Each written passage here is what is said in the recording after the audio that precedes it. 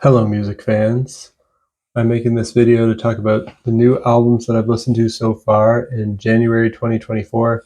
I know a lot of people say not too many good albums come out in January, but I've already listened to 14 good releases and I want to talk about them all today pretty quickly, hopefully in under 14 minutes, a minute per album, we'll see. And I'll talk about them in my order of preference, starting with my first one on the list, which is Neal Morse and The Restoration, Joseph Part 2. This came out on January 12th. It's a progressive rock opera with musical theater influences. Check out the song The Argument to hear awesome a cappella vocals, or if you want to hear a great rocking tune, check out I Hate My Brothers. It's hard to count how many albums Neal Morse has made because he's been in Spock's Beard, Transatlantic. He has a project called the Neal Morse Band. He released 2 albums under his project, D. Virgilio Morse and Jennings. And then he also has many solo albums in different styles. Some are straightforward singer-songwriter albums, some are prog albums, some are Christian worship music, the latter of which I'm not that interested in personally. This album is a concept album based on the story of Joseph, like what was told in the Andrew Lloyd Webber musical called Joseph and the Amazing Technicolor Dreamcoat. I liked part 1 that he released last year, but I think part 2 is slightly better than part 1. But it is pretty close. They're both pretty good. They're both excellent, actually. My favorite moments are the moments where they channel Gentle Giant and do those syncopated a cappella vocals like on The Argument. And then my favorite songs after my first couple listens were The Argument, which has those great a cappella vocals, and I Hate My Brothers, which is an awesome groovy rocker. The main negative I have with this album is that I'm not a fan of the lyrics when they go too far into referencing God, but I understand that's part of the story of Joseph, so I look past it. Second album on my list, from what I've listened to so far, my second favorite so far is Slift and their album Ilion from January 19th was the release date there. This is heavy psychedelic rock. It's got stoner doom metal, progressive, ambient, and space rock influences all mixed in there. Check out the song Uruk for a preview. This is the third album by this French band. Big thanks to Rhyme Signatures for putting this on my radar. If you're a fan of bands like Elder, Mastodon, and Intronaut, I think you'll like Slift. I love how atmospheric they are, and I love their harmony vocals, and I love the 5 beats per bar stuff that they do in tracks like Uruk. I don't know if I'm pronouncing that right. Yeah, cool odd time signature stuff in lots of the tracks. Fun guitar solo in Uruk. I love how hypnotic their music is. My other favorite track is The Story That Has Never Been Told. Now, number 3 on my list is Nemophila with Evolve. This came out, sorry, it's Nemophila. I keep wanting to throw an extra I after the L. Nemophila with Evolve. It came out on January 17th. This is metalcore with Japanese pop, heavy metal, new metal, groove metal, and progressive metal influences. Check out the song Rise if you want to hear their heavy side, or if you want to hear their softer side, check out the song Odyssey. They're both great songs. This is the third album by this Japanese band. I had never heard of Nemophila before, but I listened to an early release track from this album and it sounded very cool, so I added them to my list to check out. They're an all-female band as well, so that's kind of cool too. If you're in the mood to hear a group of Japanese women who blend metal, hardcore, pop, and some anime theme song music vibes with cool guitar playing, this is the album for you right here. It sounds a bit like a more hardcore version of baby metal because it definitely has a bit of that Japanese pop influence, but it is still very metal as well. Odyssey is a really catchy pop ballad, but some of the other tracks like Rise have metalcore intensity, and some other tracks sound very Japanese and remind me of anime theme songs. The lyrics on here are mostly in Japanese, but there are some English lyrics too. These ladies can all play their instruments very well, and they particularly shred on guitar. Number 4 on my list today is Advocacy with The Path of Decoherence. This is progressive metal. check out the song Leap of Faith for a preview. It's the debut album by this Danish band. And I was excited to hear about another prog metal debut album. From the sounds of the tracks that were released ahead of time, I knew this had potential to be an excellent album, and it absolutely was. The compositions on here and the musicianship are just excellent. The only negative I can think of for me is I think the lyrical content sounds a bit Christian or religious to me, which I know is not for everybody and isn't really my thing. There are some harsh vocals here, but it is very much mostly primarily clean vocals. Some of the riffs remind me of Opeth.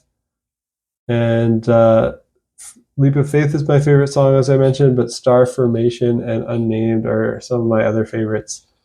The clean vocals on this album kind of remind me of Soen, so check this out if that sounds appealing to you. That's Advocacy, The Path of Decoherence. Number 5 that I've listened to so far is MesaVerde and All Is Well, which was released on January 19th. This is progressive rock with synth pop, electronic, and indie rock influences. Check out the song Deep Time for a preview, which is the opening track on the album. This is the second album by this Norwegian band. I had never listened to MesaVerde before, but I listened to an early release track from this album and it sounded cool, so I added them to my list to check out.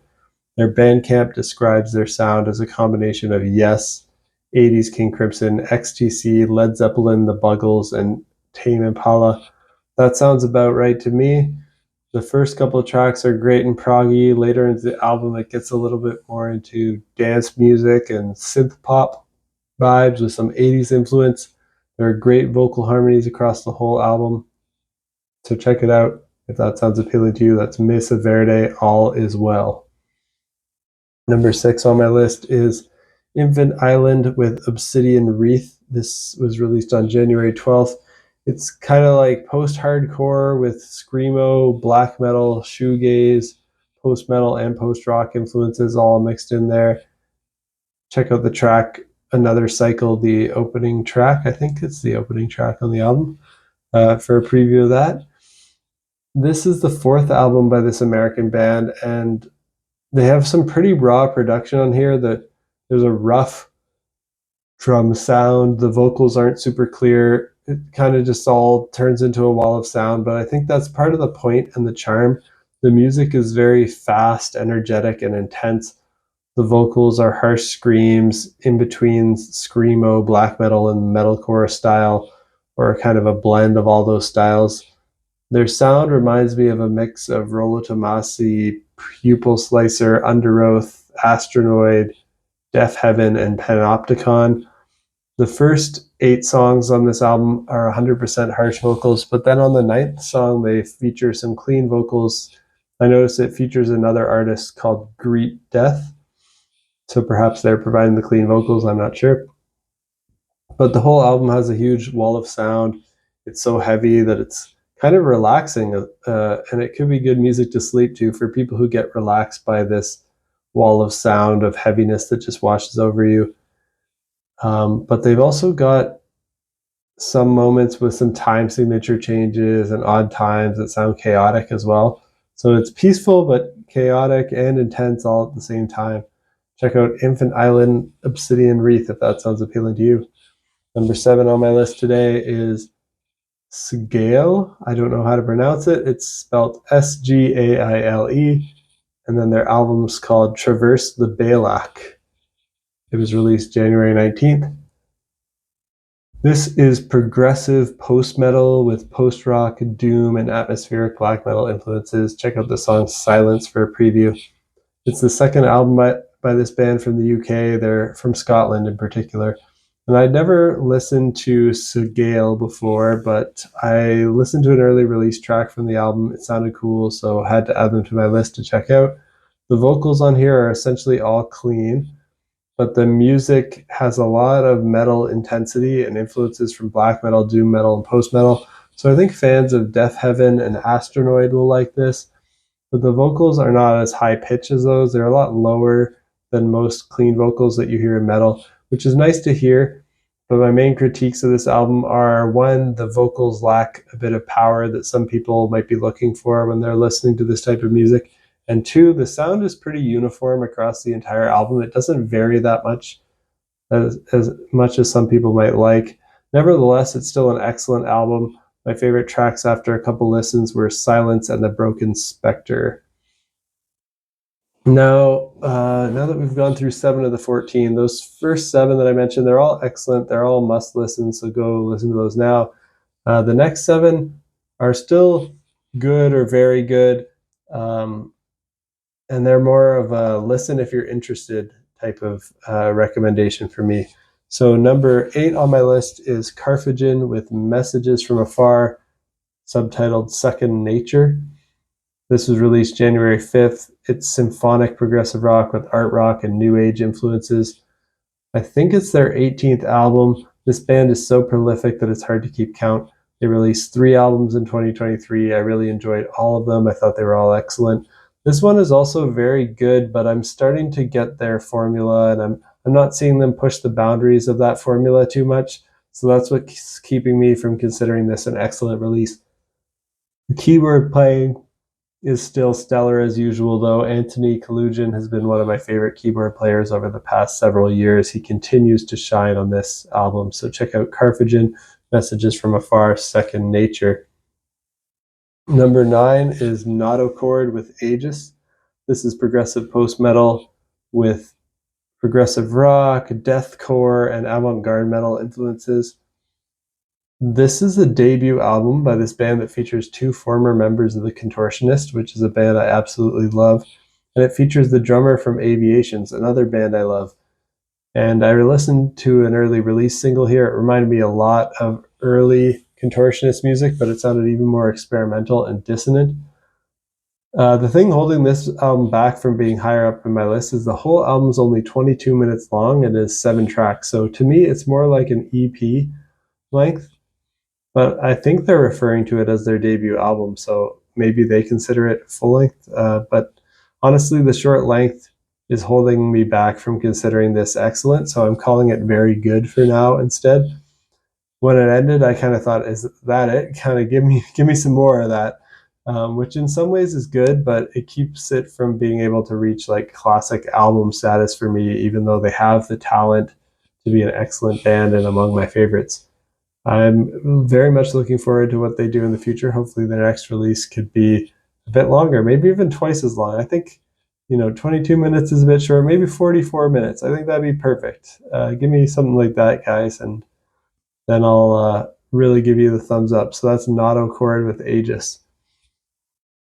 Number 10 on my list here is Green Day with Saviors. This is pop punk with alternative rock influences. Check out the song Dilemma for a preview. This is the 14th album by this American band, and while I don't like all of their albums, I think their 2004 album American Idiot is excellent. Several of their other albums are good. I keep listening to everything they put out to see if they can ever match that excellent quality from American Idiot. While I don't think this quite reaches the heights of American Idiot, upon first listen to this album, I do feel like this could be a contender for my second favorite album by Green Day. And I know that's kind of shocking to people who are fans of their other albums like Revolution Radio, Nimrod, Dookie, Warning, 21st Century Breakdown, all of which are good. But I found there is something charming and exciting about this one, Saviors, after the complete dud that was their last album, which is by far their worst for me. This album, Saviors by Green Day, has a lot of catchy and memorable songs, so I actually kind of like it. It's not my typical genre, but I still have it in my 10 favorite albums I've listened to so far. I'm sure it will quickly be bumped out of that when I hear some more. But number 11 on my list today is Alluvial and Death is But a Door. This is just an EP released on January 12th. It's technical atmospheric death metal. It's got progressive, gent, deathcore influences all in there. And check out the song, the title track, Death is But a Door, for a preview of this album. However, this is a slower song on the album. It has awesome melodic vocals in addition to their typical growls. Now, I thought their second album from 2021, which was called Sarcoma, was very good. So I was looking forward to this. This band has amazing guitar playing from Wes Haunch, who played with the Faceless and Black Crown Initiate, both bands that I love. They have brutal growling vocals, but also some clean singing. This is a very good EP, but of course it's just a short EP, so it's hard to rank it amongst full-length albums. If they put out a full-length album with this consistent quality the whole way through, I think it would be excellent, so I'm looking forward to their next one. I think fans of the Faceless and Black Crown Initiate should like this. Check out Alluvial, Death is But a Door. Number 12 on my list today is Toehider with Children of the Sun 3, a collection of cartoon theme songs from an alternate timeline in which all cartoons are duck themed. That's a hilarious title, but that's what it's called. This is a rock album. It's got electronic, it's got metal, it's got progressive rock and jazz fusion influences. It's comedic in tone, of course. This is Michael Mills, the man behind this amazing project called Toehider, continuing his 12 EPs in 12 months project. He's put out this collection of cartoon theme songs from an alternate timeline in which all cartoons are duck themed, which is hilarious. Basically, it's like 8 different tracks, and six of them, I think, or 7 of them are theme songs for shows. They're like starting credits and ending credits. And it's closer to being a joke and a meme than being actual serious music, but it's still really fun and enjoyable, and his talent is undeniable. Number 13 is Omar Rodriguez-Lopez, and Is It the Clouds? This is alternative rock with indie rock, pop, progressive, and Latin influences. And it's crazy how many albums he's made. I'm not sure if I'll ever have time to listen to his whole discography, but I love Omar's work with the Mars Volta. He's a great guitarist. I've liked a lot of the solo work that I've heard from him too. This album is a lot less wacky than much of his other work with the Mars Volta and his solo work. It's more of a straightforward singer-songwriter type songs with more of an alternative indie rock vibe than a prog rock vibe. Most of the songs were in English, but some are in Spanish. This is catchy, good music, but it's nothing too special, so that's why it falls low on my list so far. And then lastly, the one that I'm least excited about that I checked out was Asking Alexandria and their EP called Dark Void. This is melodic metalcore with post-hardcore, alternative hard rock, and electronic influences. I'm not really a big fan of them, but they sound like they're a talented bunch of guys, and I heard Nothing Left on YouTube and decided to check out the rest of the EP. And it's basically just 2 songs, and then they remix one of them 3 more times to make it a 5-track EP. They are good songs, I'll give them that. And one of the remixes is just a radio edit. Then there's the Sullivan remix, which is a bit too electronic for my liking, almost like dubstep. And then the final remix is like a stripped down version. All in all, I'd say it's good, but not very good. I think if you're already a fan of the band, then check this out. But otherwise, this is a safe one to skip. And that's it for my first impressions on these 14 albums that I checked out so far in January 2024. I realize I've been talking for like 19 minutes now. I was hoping to do it in 14, but I'll talk faster next time. So stay tuned for the next one. Peace out.